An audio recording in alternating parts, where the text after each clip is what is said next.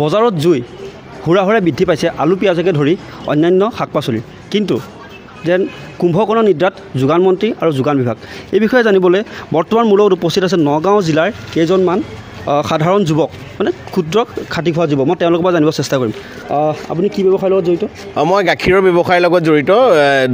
দুবেলা দুমুঠিৰ কাৰণে খাটি খাই আমি কাম কৰি থাকোঁ তেনেকৈ আমি চলি আছোঁ জীৱন নিৰ্বাহ কৰি আছোঁ এটা কথা ক'ব লাগিব এতিয়া আপোনালোকৰ মাধ্যমৰ যোগেদি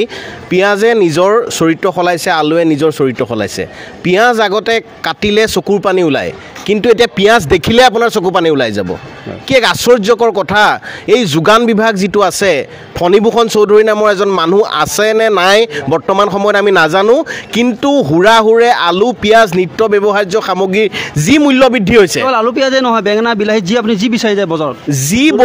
যি বস্তুৱে আপুনি এতিয়া খাব বিচাৰে প্ৰকৃততে আমাৰ পুষ্টিৰ কাৰণে সেই বস্তুবিলাক এতিয়া আমি পুষ্টিহীনতাত ভুগিমগৈ খাবলৈ নাপাই পেলাই কাৰণ আমি যিকেইটা আয় কৰোঁ দৈনন্দিন আমি যিকেইটা উপাৰ্জন কৰোঁ সেইকেইটাই আমাৰ ঔষধ বা অন্যান্য সামগ্ৰী কিনিবলৈ নাথাকে আমি নিত্য ব্যৱহাৰ্য বস্তু তাকো আগতে যদি কিনিছিলোঁ 1 কেজি এতিয়া সেই 100 গ্ৰাম কিনিব লগা অৱস্থাত বৰ্তমানৰ যোগান বিভাগটো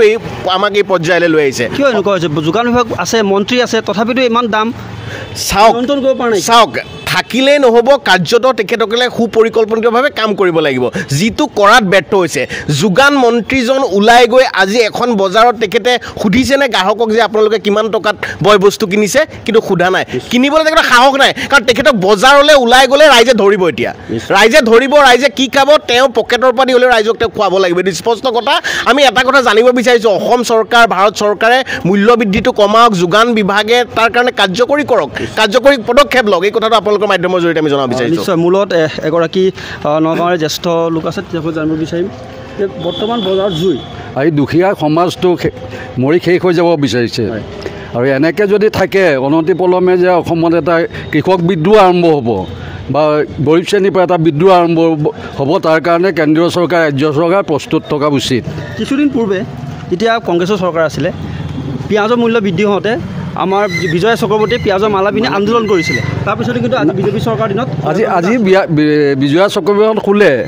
তেওঁলোকে এতিয়া চকুমুদা কুলি হৈ পেলাই অসমৰ প্ৰতিজন মানুহক এতিয়া তেওঁলোকে চকুমুদে একো নেদেখে যি হৈছে হওক বুলি তেওঁলোকৰ নিজৰ পকেট গৰম কৰিছে তাৰ বাহিৰে বিজেপি চৰকাৰখনে আজিলৈকে একো কৰা আমাৰ চকুত পৰা নাই যোগান মন্ত্ৰীগৰাকী ব্যৰ্থ নেকি তেওঁতো আগৰে পৰাই ব্যৰ্থ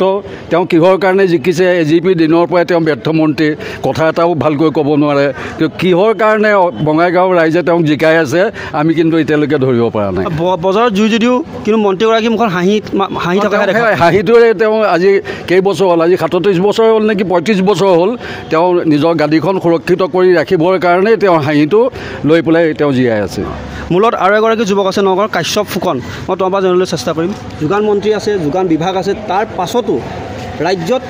বজাৰত জুই লাগি আছে মূল্য বৃদ্ধি প্ৰতিদিনে হৈ আছে কি ক'বা নিশ্চয়কৈ যোগান বিভাগৰ অসমৰ আশীৰ্বাদত অসমৰ ৰাইজে যি যোগান বিভাগে যি আশীৰ্বাদ দিছে আশীৰ্বাদ পুষ্ট হৈ এই পিঁয়াজটো আপেলত ৰূপান্তৰিত হৈ গ'ল আৰু আলু আমলৈ ৰূপান্তৰিত হৈ গ'ল মিঠাতেল মৌলৈ ৰূপান্তৰিত হৈ গ'ল নহৰু কাজুলৈ ৰূপান্তৰিত হৈ গ'ল এই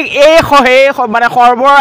সৰ্বানন্দ যিখন চৰকাৰ এই চৰকাৰখন যিখন যোগান বিভাগ ফণীভূষণ চৌধুৰীৰ যোগান বিভাগ বগাহাটীত সেই তেতিয়াৰ পৰা এতিয়ালৈকে পৰিণত হৈয়ে আছে এইটো উদ্ধাৰ নহ'লে খালত দলদলত ফচি গ'ল এতিয়া আমি এই যোগান বিভাগৰ কৰজোৰে প্ৰাৰ্থনা যে নামঘৰত সকলোৱে চাকি জ্বলাওক যে যোগান বিভাগৰ সুমতি আহে যেন ৰাইজক যেন এই ক'ভিডৰ যি লকডাউনে যি হাৰাশাস্তি কৰাৰ পিছত কঁকাল ভাঙাৰ পিছত যে ৰাইজে এই এটকীয়া চাউল বা যি সুলভ মূল্যত যি চাউল কিনিছে চাউল কিনাৰ পিছত যে পিঁয়াজ কিনিব লগা হৈছে 80 টকা আলু কিনিব লাগে 60 টকা মিঠাতেল কিনিব লাগিছে 180 টকা লিটাৰত এইটো যোগান বিভাগৰ কৃপাতে হয় আৰু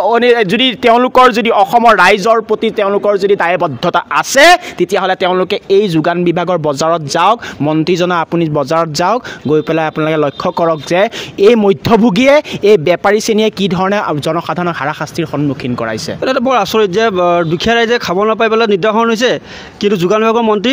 বৰ্তমান কুম্ভকৰ্ণ নিদ্ৰাত বঙাইগাঁৱত তেওঁ পথভ্ৰষ্ট হৈ পেলাই এতিয়া তেওঁ গম পায় তেওঁ গাদী যাব পৰিছে বঙাইগাঁৱত